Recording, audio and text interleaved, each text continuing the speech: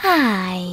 In front of me is Redmi 12R and today I would like to show you how you can use split screen view. Begin by opening one of your apps that you wish to use in this view and then accent it in the background. In order to do that with quickest navigation, click on this square button. Then hold your app and click on this icon with the rectangles at the top. Now you can select the other one from your background apps or just click on Home button and pick any other one from your device.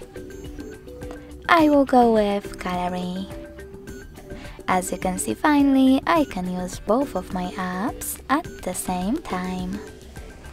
If you wish to go back from this mode, drag one of your apps all the way up or all the way down and click on Home button.